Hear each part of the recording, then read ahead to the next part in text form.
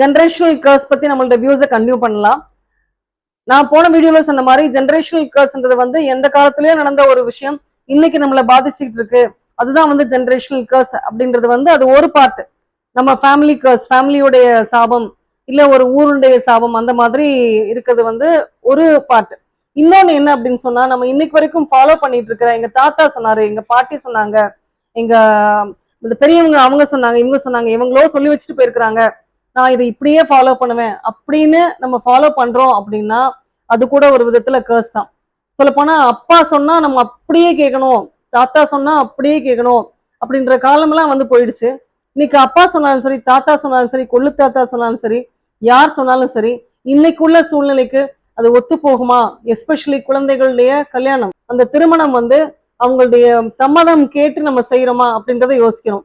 அப்பா மாப்பிள்ளை பார்த்துட்டாரு, அது கரெக்டா தான் இருக்கும், அப்படியே நம்ம கல்யாணம் பண்ணிக்கலாம், நீ மாப்பிள்ளையை பார்க்கணும் கூட அவசியம் இல்லை. இன்னைக்கு காலம் வந்து ரொம்ப மாறிடுச்சு. ஸோ அந்த மாதிரி எண்ணங்கள்லாம் இருந்தது அப்படின்னு சொன்னா that is definitely a கர்ஸ்.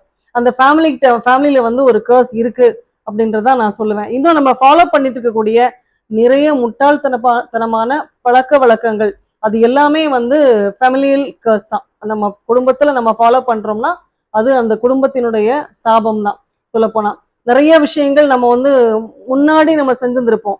For example, நம்மளுடைய பாட்டி காலத்துல, அவங்களுக்கு முந்தி உள்ள காலத்துல வந்து யாராவது குழந்தைங்க வந்து பியூபர்ட்டி அடைஞ்சிட்டாங்க அப்படின்னு சொன்னா அந்த சமயத்துல வந்து எவ்வளவோ டிஸ்கம்ஃபர்ட்ஸ் ஃபேஸ் பண்ணிருப்பாங்க. என்னுடைய காலத்துல கூட என்னுடைய அம்மா அந்த மாதிரி சமயங்கள்ல பீரியட்ஸ் டைம்ல என்ன பண்ணுவாங்கன்னா, எப்ப நம்மளுக்கு கம்ஃபர்ட் தேவைப்படுமோ அந்த சமயத்துல காட்டுல கூட உட்கார விட மாட்டாங்க, எல்லார் கூடயும் சேர்ந்து உட்கார விட மாட்டாங்க, தனியா உட்காரணும்.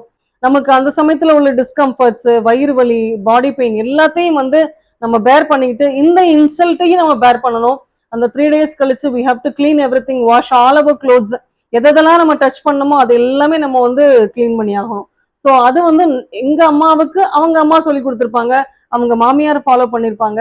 அதே மாதிரி எங்க அம்மா அதை எங்க கிட்ட ஃபாலோ பண்ணாங்க. But she didn't have any great knowledge about why to use, ஏன் யூஸ் பண்ணணும், அது சுத்தம் அப்படின்னு அவங்க நினைச்சாங்க, செஞ்சாங்க. ஆனா when it came to me, நான் வந்து டெஃபினட்டா I did not do that to my children and my children would not do that to their children.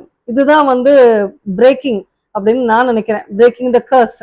இது மாதிரி ஒரு நம்ம என்ன எது கர்ஸ் நம்ம ஃபீல் பண்றோமோ, எது வந்து சாபம் அப்படின்னு நம்ம ஃபீல் பண்றோமோ அதை வந்து நம்மால பிரேக் பண்ண முடியும்.